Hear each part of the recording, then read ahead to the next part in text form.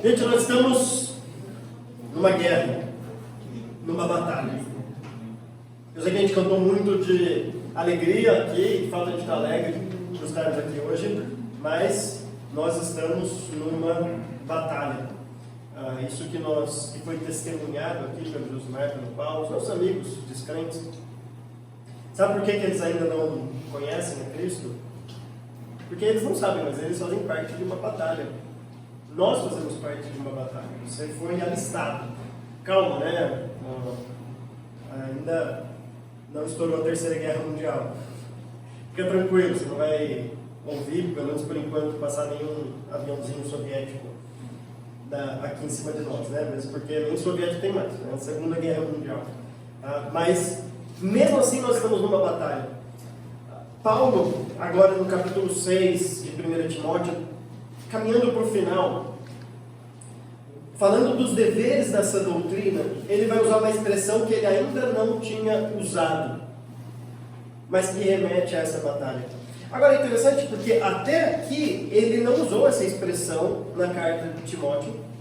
Até aqui ele não falou nada para Timóteo de que Timóteo teria que batalhar e lutar, muito mais usando os termos que ele utiliza aqui que nós vamos ver. É uma palavra grega muito interessante que Paulo usa aqui, a partir do versículo 11 do capítulo 6. Mas caminhando para o final da carta, talvez Paulo quer mostrar para Timóteo a dificuldade que é batalhar pela sã doutrina.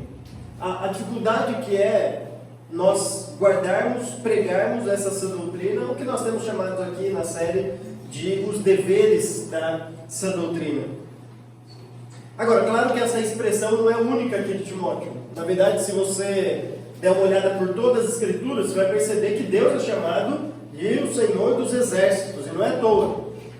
Porque Deus é um Deus que você pode achar estranho isso, você pode achar que não soa muito bem com os valores da Unesco, da ONU, mas Deus não é presidente da Unesco e da ONU, fica tranquilo, Deus está acima da Unesco e da ONU. Mas Deus é um Deus que, se a gente olhar lá em Gênesis capítulo 3, versículo 15, depois que a mulher peca, Deus fala assim, o homem e a mulher peca, mas quando ele está falando para a serpente propriamente dita, ele fala assim, porém inimizade entre ti e a mulher. Sabe quem começa essa guerra espiritual? Não é a serpente. Não é a serpente. Quem começa essa guerra, quem se rebelou foi a serpente, foi Satanás. Quem se rebelou foi. Mas quem começa, porque Deus podia estralar o dedo e eliminar a serpente, eliminar Satanás na hora. Mas ele não fez assim, pelo contrário. Ele coloca uma inimizade. Deus inicia uma batalha entre duas descendências, entre a descendência da mulher e a descendência da serpente. Ele fala, porém uma inimizade entre ti e a mulher, falando para a serpente. Entre a sua descendência e a descendência dela, mas também entre você e o descendente dela, que vai vir e vai aniquilar de uma vez por todas. Esse descendente já veio, já pisou na cabeça da serpente, mas a gente ainda continua numa batalha. É por isso que Paulo vai dizer assim para Timóteo no versículo 12, e eu vou só primeiro ler essa expressão. Versículo 12 de 1 Timóteo capítulo 6, Paulo diz, combata o bom combate da fé. Nós estamos numa batalha, quer você queira, quer não. Na verdade, você quando foi salvo, Deus te alistou para o lado dele. Mas antes você também estava numa batalha. Agora você estava do outro lado. E o que a Bíblia ensina é isso mesmo. É que Deus que alista quem Ele quer para o lado dele. Deus te alistou para o exército dele. Para o lado bom desta batalha. Mas todos estão numa batalha. Quando Deus falou lá em Gênesis 3,15, Ele não falou assim, vou colocar a inimizade entre a sua descendência e a descendência dela, e vou deixar um monte de gente que quer ficar em cima do muro, meio neutro. Vou deixar esse pessoal ficar meio neutro ali, né? Que não quer se envolver com nenhum dos outros lados. Não tem isso. Ou você está de um lado, ou você está de outro desta batalha. Agora, Paulo já disse para Timóteo, nós vimos na última mensagem, o que ele não deveria fazer. Lembra disso? Ele não deveria ser orgulhoso, nós vimos aqui. Ele não deveria ser, sem deixar de entender as coisas, né? Como essas pessoas que estavam ensinando falsa doutrina, que é orgulhoso e nada entende. Ele não devia buscar uma piedade como uma fonte de lucro propriamente dito. Pelo contrário, uma piedade com contentamento era fonte de lucro, e fonte de lucro não financeiro, como Paulo trabalha aqui. Então ele vai iniciar o versículo 11, continuando essa ideia, dizendo assim: você, porém, homem de Deus. Então quando você olhar para essa palavrinha porém, que eu gosto quando a NVI traduz ela, já ela é uma palavra positiva, não pode começar uma frase, né? Esse porém, porque então é você, porém, homem de Deus, fuja de tudo isso. Você pensa, isso o quê? Isso que a gente acabou de falar na última mensagem. Se você não estava aqui, assista lá no YouTube a pregação, porque tudo aquilo que a gente falou na última mensagem, Paulo está falando, você, Timóteo, se isso é característico desses que ensinam falsas doutrinas, então não vá atrás dessas coisas. Agora, Paulo não fala só para Timóteo assim, Timóteo, fica em stand-by aí, só não vai atrás dessas coisas, cuidado. Ele fala, foge dessas coisas. Porque Paulo conhece o coração humano, sabe que há uma tendência à corrupção no coração humano. Nós ainda estamos nesse corpo de pecado. Nós ainda temos aquela tendência à inclinação ao pecado. Por isso que Paulo fala, foge dessas coisas, foge desse amor ao dinheiro, foge de tudo isso, que ele chama como a raiz de todos os males, e busque. E essa ideia dessa palavra buscar é corra atrás. Então, ao mesmo tempo que você foge de algumas coisas, você corre atrás de outras coisas. E ele diz, busque a justiça, a piedade, a fé, o amor, a perseverança e a mansidão. Então nós temos algumas lições que Paulo nos dá aqui para nós sermos bons soldados, combater este bom combate. E a primeira delas é isso, é que um bom soldado, ele tem que correr na direção certa. Ele tem que se posicionar estrategicamente nesta batalha. Não sei se vocês gostam de guerras, mas eu gosto de guerras. Na verdade, eu gosto mais de guerras assim, tipo Senhor dos Anéis, sabe, que não acontecem na vida real. Mas é legal, às vezes, ler livro de guerras que já aconteceram também, ou livros de guerra, né? E tem um livro que é um clássico, né? São 13 artigos escritos, 13 ou 17, agora não me lembro, são 13 artigos, se eu não me engano, escritos no século IV a.C., naquilo que se tornou o maior tratado de guerra da história, né? Um livro chamado A Arte da Guerra. E ele dedica um capítulo exatamente para mostrar os vários tipos de terrenos que tinham numa guerra, para que, dependendo do terreno, a sua posição ali tinha que ser adequada naquele tipo de terreno. Um bom soldado tem que saber se posicionar do jeito certo. Ele tem que fugir de alguma coisa, agora aqui nessa batalha que nós estamos lutando, mas correr atrás de outras coisas. Agora perceba que quando Paulo faz isso, o que ele está dizendo é, ou você faz uma coisa ou você faz outra. Não tem como fazer as duas coisas. Por exemplo, quando Paulo fala para Timóteo fugir de tudo isso, ele tem em mente esse amor ao dinheiro, que é a raiz de todos os males, todos os problemas que ele acabou de citar no parágrafo anterior. Se você tem no seu coração o amor ao dinheiro, essa ânsia, essa ganância de se enriquecer a qualquer ponto, você nunca vai correr atrás da justiça. Nunca. Você nunca vai correr atrás da piedade. Você nunca vai correr atrás da fé. Na verdade, no Brasil, você tem que ter muita fé para ser justo. Crendo que mesmo diante de tudo isso, né? Esse dia eu estava, hoje no acampamento, pela manhã, eu estava conversando com um amigo, né? E falei, pô, você está sumido, tudo. Ele falou, nossa, você estava enrolado no trabalho com tantas coisas. Aí eu falei, mas pelo menos você está ganhando dinheiro? Aí ele falou assim, não, dá para ganhar dinheiro trabalhando no Brasil, né? Aí olha só o que ele falou, Eles compraram um apartamento, casal, e a esposa dele é professora, a esposa dele ia pegar mais algumas aulas para dar aula. Se ela pegasse mais algumas aulas para dar aula, o apartamento que eles financiaram ficava 70 mil a mais. Porque o salário dela ia subir. Mas o salário dela ia subir 70 mil no final do pagamento.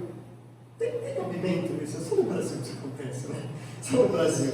Então você tem que ter muito foco na batalha e pouco amor ao dinheiro, essas coisas, zero de amor ao dinheiro, que é a raiz de todos os males, para você correr atrás da justiça. Porque é muito tentador a gente pegar o caminho mais fácil.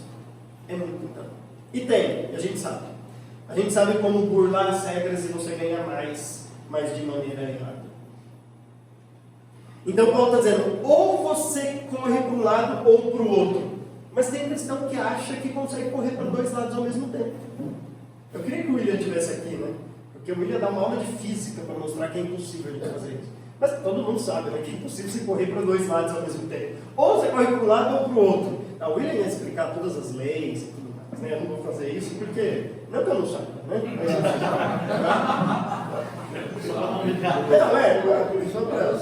que às vezes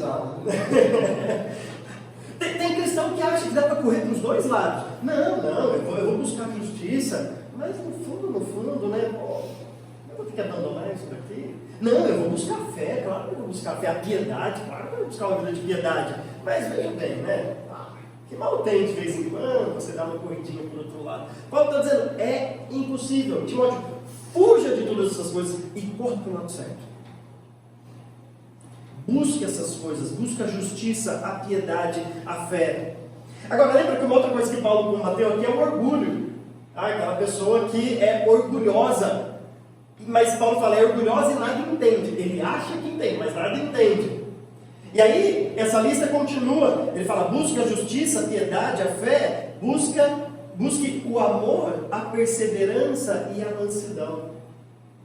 Ou a gente é orgulhoso e acha que entende tudo, ou vai ser amoroso, vai ser manso. Porque geralmente a pessoa que é orgulhosa, ela grita mais forte.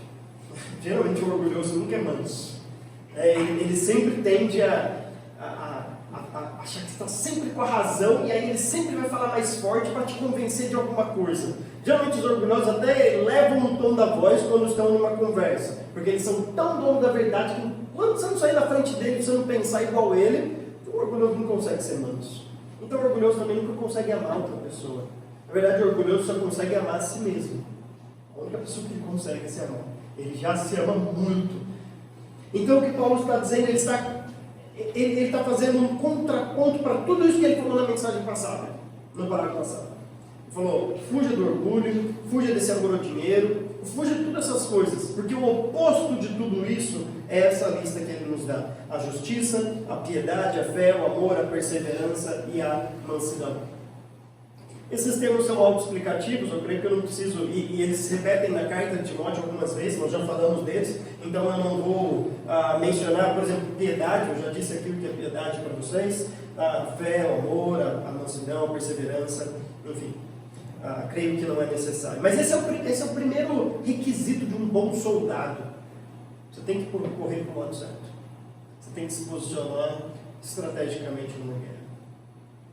A segunda característica está na própria ordem que Paulo dá no versículo 12. Quando ele diz, combata o bom combate da fé. Eu gosto do termo que ele usa ali. O termo grego para esse, tanto o verbo quanto o substantivo, embora sejam termos diferentes, mas os dois dentro das mesmas raízes, é a palavra agonizomai. Esse é o verbo usado para combata. Agora, vocês lembraram de alguma palavra quando fala agonizomai? É a nossa palavra em português, agonizar. Então, combater é isso. Combater, ninguém vai para uma guerra, ninguém vai para uma luta achando que vai tirar férias. Eu vou lá tirar umas férias no Irã, um pouquinho, né? Vou procurar um hotel legalzinho. Ninguém imagina isso. Você vai para a guerra já pensando, talvez eu morra nessa guerra. Todo mundo que vai para a guerra pensa isso, talvez eu não volte para casa. Talvez as consequências vão ser drásticas, vou ser capturado e vou sofrer, enfim, alguma coisa pode acontecer. E mesmo se não acontecer nada, a agonia que a pessoa sente quando está na guerra, só pelo fato de poder acontecer tudo isso, já é grande demais. Então não é à toa que Paulo usa uma palavra, né, que quando é traduzida para o português, quase transliterada para o português, a gente entende muito bem isso. Ele fala, combata, esse combate creio, isso vai requerer de você uma agonia muito grande. Agora, não é uma agonia no sentido de você ficar lá na sua casa deprimido, esse tipo de agonia, mas é sofrimento. É isso mesmo. É essa agonia no sentido de sofrer, porque todo mundo ao seu redor talvez está correndo para o outro lado. Talvez você vai ser o único na sua empresa, onde você trabalha lá, que não vai querer burlar as regras para ganhar mais dinheiro. Todo mundo está correndo para o lado. Todo mundo vai olhar para você e falar assim, cara, só você está correndo para o lado errado. E você olha e fala assim, não, vocês estão correndo para o lado errado, só eu estou correndo para o lado certo. Mas Eu sei que aqui no domingo à noite, todo mundo crente aqui, todo mundo fala assim, isso, vamos correr, todo mundo lá certo. É fácil demais, mas eu sei que lá no trabalho não é tão simples assim. Eu sei que quando você chegar lá na sua faculdade, no estudo, e alguém pedir uma cola, e você dizer assim, não, eu sou cristão, não é fácil, assim, não é fácil isso tranquilo, sem problema nenhum. Eu sei que é difícil. Quando você se posiciona com algumas posições de que a Bíblia defende, nessas discussões tão afloradas que a gente tem hoje aí, de aborto, de coisas como desse tipo assim, eu sei que não é tão simples assim você chegar e falar assim, não, eu sou cristão, então eu sou a favor disso, como se fosse a coisa mais normal do mundo. Eu sei que isso não é tão fácil assim. Por isso que é uma agonia do cristão. Eu sei de gente que relata que em algumas instituições eles têm que falar de maneira sábia, defendendo as suas posições. Tá? Se você for na USP aqui, por exemplo, eu já disse contei isso direto para a gente, se você chegar lá e falar dos valores cristãos abertamente, ela já conheceu amigos que estão perseguidos lá. Literalmente. Aliás, tem um amigo dela que apanhou. Literalmente. Porque defendeu valores cristãos lá na USP. Então, é uma agonia. Mas é uma característica de um soldado. Já viu um soldado que ele vai para a guerra e fala assim, só não quero sofrer na guerra. Pode me alistar, eu só não quero sofrer. Você fala assim, você está no lugar errado. Uma guerra é de gente que está... Ele sabe que vai sofrer. Ele sabe que vai passar dificuldades. Agora, olha que interessante. Paulo usa então uma palavra que é agonizo, então você vai agonizar, mas ele chama isso de um bom combate. Aí você fala, como pode ser bom isso, Paulo? Como pode ser bom? Logo eu vou explicar por que é bom. Mas a gente tem que ter em mente isso. Você vai se agonizar, mas por uma boa razão, porque é um bom combate. E aí ele qualifica mais ainda esse combate para trazer para a gente a perspectiva correta. É o bom combate da fé. É aquela luta oculta que muitas vezes esquece. A gente acorda no dia, vai dormir, depois passa o dia, você esquece. Você esquece dessa batalha cristã. Parece que na correria do dia a dia, a gente chega depois de uma semana, vem para a igreja e fala assim, eita, verdade, eu sou crente, mas tem culto hoje no domingo à noite. Então, perdi até a escola dominical, só fui lembrar 4 da tarde que eu era crente. A gente esquece no dia a dia de que você está numa batalha. Agora, é uma boa batalha, mas é uma batalha da fé. Então, se você é cristão, se você tem fé, você foi alistado por Deus nessa batalha. Paulo está dando esse senso para Timóteo, defender essa doutrina não é uma coisa tão simples assim. Não é uma coisa fácil de se fazer. É uma batalha. É uma agonia, mas é uma boa batalha. É uma boa batalha da fé. Então, essa é a segunda característica de um bom soldado. Ele sabe que ele está em combate. E ele sabe do preço que ele vai ter que pagar por estar neste combate. Agora vem a terceira característica, continuando no versículo 12.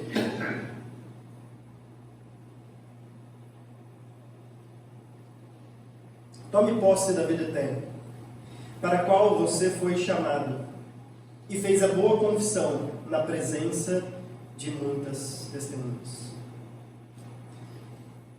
O Vi leu aqui na ceia para a gente 2 textos interessantes. Né? Ele leu Efésios capítulo 1, versículo 13 e 14. Lembra? No dia em que vocês creram. E depois ele leu 1 Tessalonicenses capítulo 4. Capítulo 4, do versículo 13 até o versículo 18. Que nos lembra de quando nós encontraremos com o nosso Senhor e estaremos com Ele para sempre. É o passado e o futuro. E é essa perspectiva do passado e do futuro que é essencial para um bom soldado. Então, Paulo fala assim para ele: tome posse da vida eterna. Aqui os pentecostais iam lá, né? Porque eles gostam dessa expressão, tomar posse, né? Então, assim, é exatamente, se aproprie disso. Agora, claro que a vida eterna a gente não tem que... Não é gente que se apropria dessas coisas, né? Não é você que fala assim, quer saber, agora eu vou pegar a vida eterna para mim. Não é isso. Deus nos dá a vida eterna com a salvação. Quando ele fala, tome posse, se aproprie, tenha isso em mente, agarre mesmo essa verdade, mas desde que essa verdade faça sentido na sua vida. Não é para você começar a ter a vida eterna, fala assim, eu quero agora ter a vida eterna, daí eu vou decidi ter vida eterna, eu peguei ela para mim. Não é essa ideia, se você que você já tem a vida eterna. Mas tem gente que tem a vida eterna que esquece. Esquece. O cara é injusto aqui, mas pensa bem, você é injusto aqui por quê? 60 anos? Para se aposentar hoje tem que trabalhar o quê? Uns 80, 90 anos, né? Para essa reforma. Enfim, você vai ter que trabalhar um pouquinho aí, mas aí você pensa, vale a pena, né? Quando você morre, aí você tem toda a eternidade. Toda a eternidade. Então tem gente que esquece. O cara é salvo, ele acha que vai para o céu, ele é salvo, ele fala assim, não, eu vou para o céu. Mas ele não toma posse ainda da realidade da vida eterna. De que um dia tudo isso daqui é passageiro e esse amor ao dinheiro, essas coisas tão fúteis da vida, que impede a gente de batalhar daquilo que realmente importa, tudo isso passa. E eu vou ter uma eternidade pela frente. Imagine você encontrando com Deus, com Paulo, com, enfim, Jesus, encontrando o pessoal lá. E você todo envergonhado, né? Falando assim, nossa, enquanto Paulo estava sofrendo pelo Evangelho, eu estava lá tentando ficar rico. Enquanto Paulo estava evangelizando os amigos dele lá, lembrando, né? Cantando na prisão, eu estava lá burlando as leis, para tentar ficar rico, para trocar de carro, para não sei o quê. E veja, eu já falei isso aqui várias vezes, não tem nenhum problema. Né? Aliás, a gente está precisando trocar de carro, né? Vai tendo muito filho, começa a ficar complicado, né? Assim, pegar carros maiores, assim, né? Não, por enquanto eu não sei de lugares, né? Mas agora tem uma Kombi. Eu sei, tem mais. Daqui a pouco eu tenho que tirar a carteira D, né? Não tem nenhum problema. Mas o grande problema, que eu falei na mensagem passada, é se isso for o objetivo da sua vida. Pensa bem, você lá em toda a eternidade, aí Jesus Cristo olhando para você e fala assim, e aí? E você assim, acreditando que eu estava assim, tão focado, correndo para o lado errado, mas foi mal, né? Pensa bem, então essa realidade da vida eterna, você tem que tomar posse para você, tem que fazer sentido para a sua vida. Agora, Paulo joga uma perspectiva futura para logo depois mostrar a perspectiva passada. Ele fala, toma posse da vida eterna, para a qual você foi chamado e fez a boa confissão na presença de muitas testemunhas. Ô Timóteo, um dia você fez uma confissão, você esqueceu disso? Está esquecendo dessa confissão que um dia você fez? Todos aqui, e a gente não tem visita dos crentes hoje aqui, todos aqui um dia fizeram uma boa confissão. Muitos aqui fizeram na minha presença, porque eu estava evangelizando. Assim, eu creio nesse evangelho, eu creio nisso. E às vezes a gente fala assim, mas você esqueceu da confissão que você fez? Você esqueceu desse chamado que você recebeu? Desse alistamento? Você está esquecendo disso? Está retrocedendo em algumas coisas? Então Paulo está mostrando para Timóteo que ser um bom soldado é ter uma perspectiva correta do passado e do futuro. O passado porque eu fiz a minha boa confissão. A palavra confissão aqui, homologuel, é você falar a mesma coisa, você concordar. É a confissão. Eu chegar e falar assim, Deus, eu concordo com tudo isso que está na Bíblia. Sou pecador, eu preciso de Cristo para ser salvo, concordo. Essa é a boa confissão. Um dia a gente fez essa confissão que é a mais importante de todas para a gente. Aliás, Paulo é tão redundante aqui que ele fala assim, confessar a boa confissão. Literalmente é isso. É o verbo e o substantivo, a mesma palavra, só que um verbo e um substantivo. É confessar a confissão. Fala assim, Timóteo, você fez isso? Não esqueça disso. Não esqueça dessa confissão que você fez. É a confissão mais importante que você fez na sua vida. E Timóteo, também não esqueça da vida eterna. Então, o passado e o presente me ajudam a ser um bom soldado hoje. Desculpa, o passado e o futuro me ajudam a ser um bom soldado no presente. Essa é a terceira característica que a gente precisa lembrar para ser um bom soldado. Guardar essa doutrina. Aí vem mais um motivo, versículo 13. Diante de Deus, que a tudo dá vida. Eu gosto dessa expressão. E de Cristo Jesus, que diante de Pôncio Pilatos fez a boa confissão, eu lhe recomendo. Daqui a pouco eu volto para esse trecho. Eu quero olhar para o versículo 14 e a gente volta para o 13. Guarde este mandamento imaculado e irrepreensível, até a manifestação de nosso Senhor Jesus Cristo, a qual Deus fará se cumprir no seu devido tempo. Agora a gente entende por que Paulo citou lá em cima a palavra perseverança. Então você tem que correr atrás justiça, piedade, fé, amor, perseverança e mansidão. Agora a gente entende por que ele usa a palavra perseverança. Porque até quando você tem que ser um bom soldado? Até quando você tem que guardar esse mandato? Esse mandato que ele usa aqui, o mandamento, é essa doutrina. É uma outra expressão que ele usa, além de didascalia, o Wellington leu, o mandato, a sã doutrina. Até quando você tem que guardar essa sã doutrina?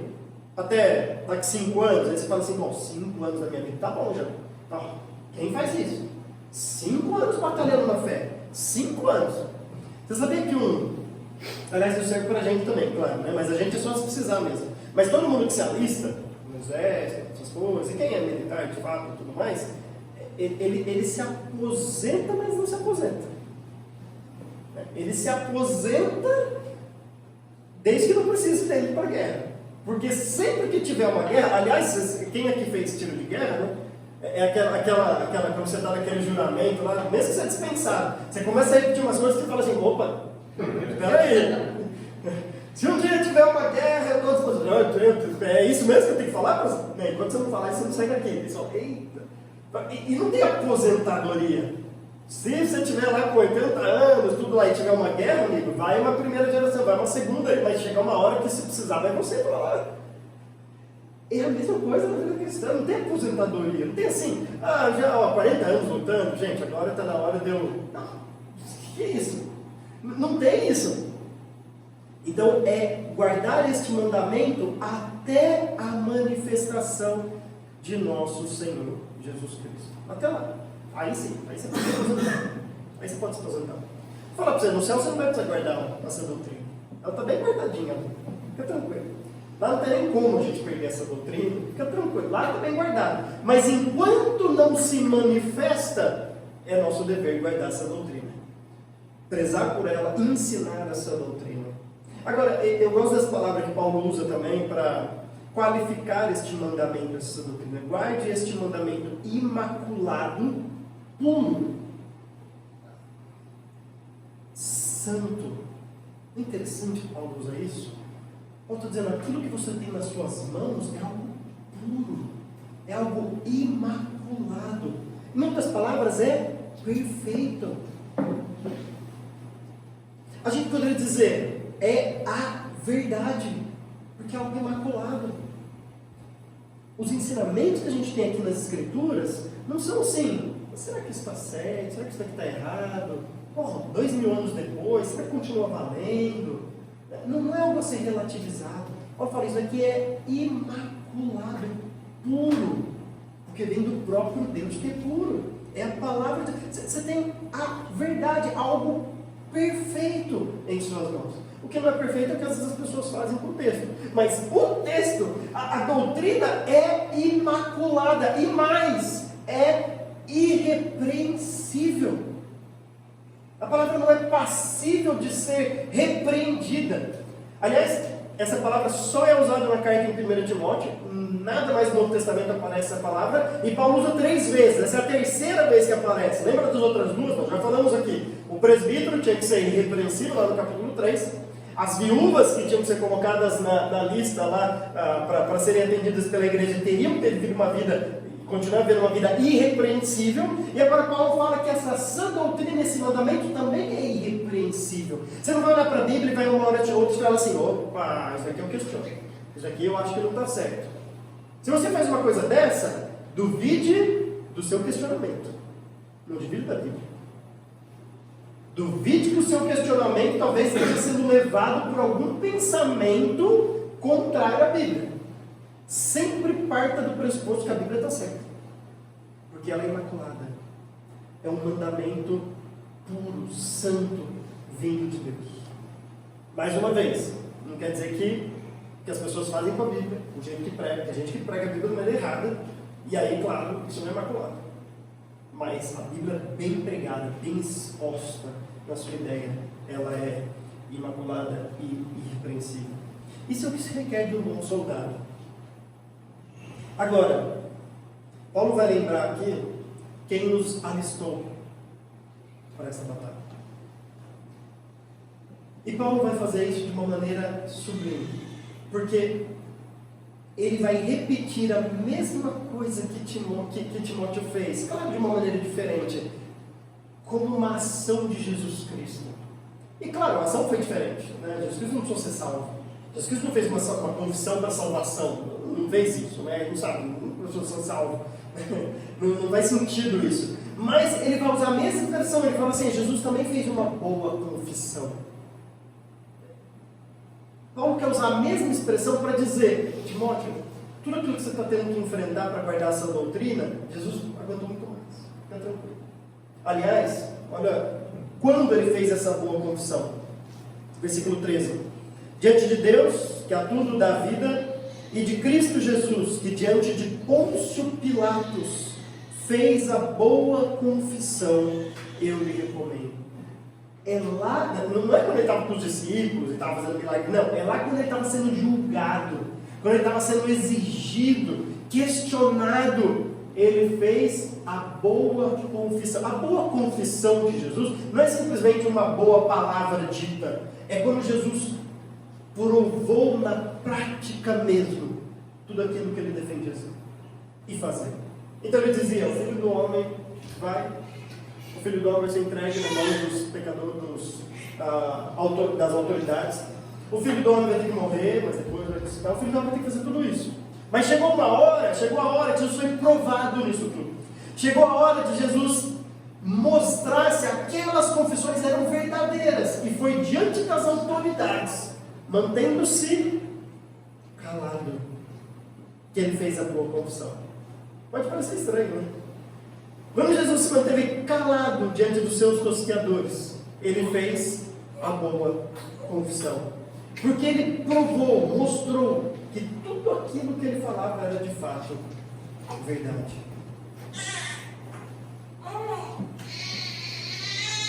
Serviço de criança é bom, né? Mas logo esse é o show que a gente mais está acostumado na igreja.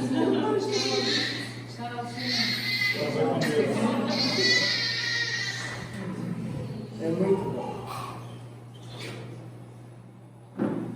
Então Jesus Cristo não é um comandante que está lá sentado no seu trono e simplesmente, vamos lá, gente, sofram, que eu estou aqui no meu conforto da glória. Pelo contrário. Filipenses capítulo 2 fala que ele não considerou, ele não se apegou a tudo isso, e ele se humilha, se faz um de nós, se torna um ser humano, e mais um servo, e até a morte de cruz. Então é um comandante que dá um exemplo, ele não está pedindo para a gente fazer algo que ele não tenha feito, ele fez essa boa confissão, ele foi provado, quando ele estava disposto a guardar essa doutrina. E é isso que Paulo está dizendo, que ele pede de nós como parte do seu exército. Eu disse que eu gosto dessa expressão, do comecinho do versículo 13, né? Diante de Deus que a tudo dá vida. Você pensa, por que Timóteo colocou essa frase no meio disso daqui? Por que ele está colocando isso? Deus que a tudo dá vida. Podia passar sem isso. Aqui é Deus e Jesus Cristo, que fez a boa confissão, tá bom. Mas por que ele faz questão de dizer isso? Deus dá a vida. Lembra que o fato de Deus ser o único que pode dar vida, isso tem duas verdades embutidas aqui. O primeiro é o fôlego de vida mesmo. As coisas só existem porque Deus quer que existam. Aliás, como ele é aquele que é eterno, como Paulo vai dizer, é justamente por isso que ele pode dar vida. Porque ele é eterno. Porque se ele tivesse ganho uma vida, ele não poderia passar essa vida. Só pode conceder vida quem tem vida em si mesmo. Em si mesmo. Você não passa fôlego de vida para o seu filho. Você não faz isso. Você não chega um dia no seu filho só para ele e ele se torna um ser vivente. Não. Ele já sai da sua barriga, das mulheres, claro, já é um ser vivente. Lá dentro, já é um ser vivente. E você não sopra nele. Porque você não tem vida em si mesmo para conceder vida para os outros. Agora, Paulo está dizendo aqui de um alistamento. Então, talvez a vida que ele tem em mente aqui não é nem essa vida que nós temos aqui. E Paulo está querendo lembrar para Timóteo, lembra? Você só fez essa boa confissão porque Deus te deu vida para você fazer essa boa confissão. Senão você não faria. Eu gosto do texto de Efésios. Aliás, lembra que Timóteo estava na igreja de Éfeso. Mas lá na igreja de Éfeso, lá na carta aos Efésios, capítulo 2, Paulo fala assim, que Cristo nos deu vida enquanto estávamos mortos em nossos delitos e pecados. Imagina um comandante chegando para um exército morto. Isso acontece no Senhor dos Anéis, que aquele exército ressuscita, né? Os fantasmas lá vão guerrear no retorno do reino. Você não leu, você tem que... Mas imagina um comandante chegando para os túmulos e falando assim, gente, vamos lá que eu estou precisando de vocês. Guerreando. São mortos. Como que eles vão guerrear? A não ser que ele tenha o poder de conceder vida para essas pessoas. E uma vez concedendo vida, aí eles estão avistados para a guerra. Foi isso que Deus fez conosco.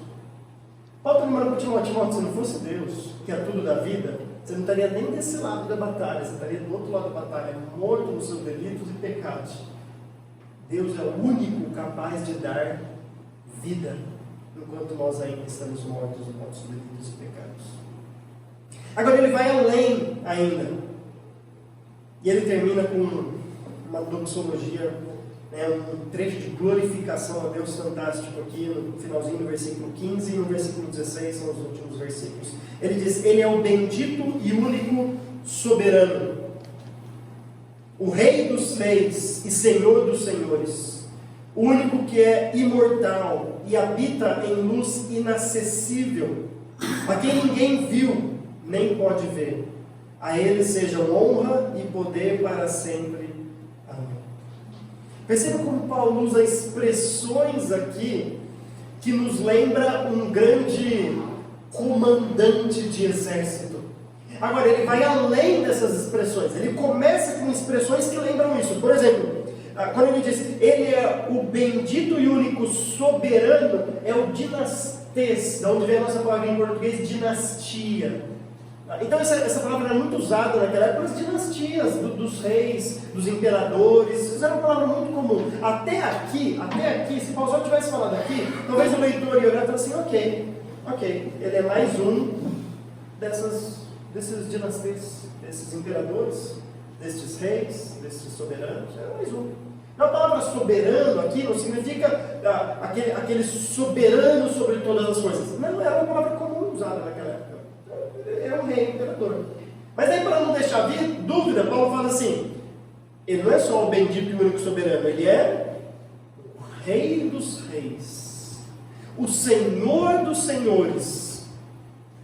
Mas ok, até aqui também, o imperador, naquela época, o imperador grego, o imperador romano também, isso acontecia também no Egito Antigo, né, nesses grandes impérios, ele se achava o rei dos reis, o senhor dos senhores, ele se achava isso. Aliás, há inscrições dizendo que César utilizava para si o título de Kyrios, o Senhor, que Paulo utiliza também para Jesus Cristo, fala, ele é Kyrios, ele é o Senhor. Então, Paulo está lembrando, ele é o único, o bendito e único soberano, o Rei dos reis, o Senhor dos senhores, mas até aqui um leitor daquela época diria, ok, esse é o comandante de vocês, tudo bem, eu tenho outro aqui, mas ok. Mas daí quando ele fala no versículo 16, o único que é imortal e habita em luz inacessível, a quem ninguém viu, nem pode ver.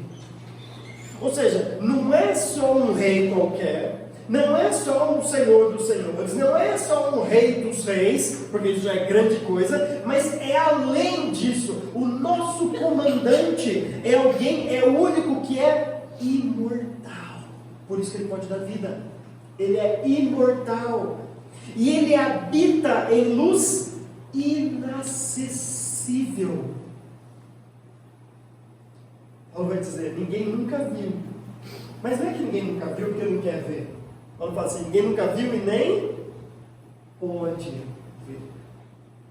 Já pensou que privilégio você estar alistado num exército, sabendo que esse exército vai ser um vitorioso? Não é melhor ir para a guerra assim? Já pensou? Se os países pudessem fazer isso, eu vou te alistar, mas fica tranquilo mesmo. Tá? Não há nenhuma possibilidade da gente perder essa batalha. Fica tranquilo. Tá.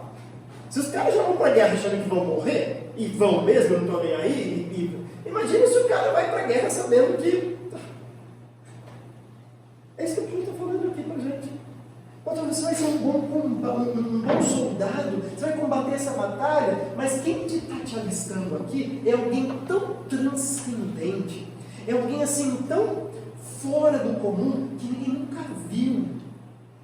Mas ninguém nunca viu porque não pode ver. Não é que ninguém nunca viu porque ele não dá acesso ao seu palácio real, não quer que ninguém chegue à sua presença. Não, é porque você não tem condições de vê-lo na sua pequenez. Você é tão pecador que se estiver diante dele, você morre na hora. Você não pode ver. E esse é Deus, que habita nessa luz inacessível, nessa transcendência que a gente não consegue nem imaginar, te alistou para fazer parte do seu exército, para guardar essa doutrina e combater o bom combate. A Ele sejam honra e poder para sempre. Aquilo que era destinado aos reis daquela época, honra e poder. As pessoas chegavam diante do rei, tinham que se ajoelhar, prestando honras, homenagens, todas as reverências possíveis. Paulo diz, é a Ele que vai ser a honra e o poder para sempre. Porque Ele é eterno. Então a honra e o poder deles vão ser para sempre. Amém. Eu queria terminar só essa mensagem lendo um texto de 2 Timóteo, no capítulo 4. Porque uma coisa é Paulo dizer tudo isso para Timóteo e falar, Timóteo, faça o que eu falo e não faça o que eu digo. Mas Paulo diz assim lá no versículo 7 do capítulo 4, Timóteo, eu combati o bom combate, terminei a corrida e guardei a fé. Timóteo, eu estou no fim da vida. Aliás, é a última carta que ele escreve. Ele fala, estou sendo derramado como uma oferta de bebida para morrer. Mas eu fiz a minha parte. Agora o bastão está contigo. Agora eu estou passando minha armadura para você. O que você vai fazer com essa sã doutrina? O que você vai fazer com esse combate? Eu espero que, diante de tudo isso, a gente entenda essa nossa prioridade na vida. Eu sei que a gente tem que trabalhar, eu sei que a gente tem que estudar, e eu sei que tudo isso glorifica a Deus. Mas lembre-se, diante de tudo isso, nossa principal responsabilidade diante dessa batalha é guardar essa doutrina, é glorificar a Deus, é honrar a Ele. Se fizer tudo o restante e esquecer disso, você não está fazendo nada. Agora, se fizer tudo lembrando disso, você está sendo um bom soldado de Jesus Cristo. Amém? Amém. Amém. Que Deus ajude nisso.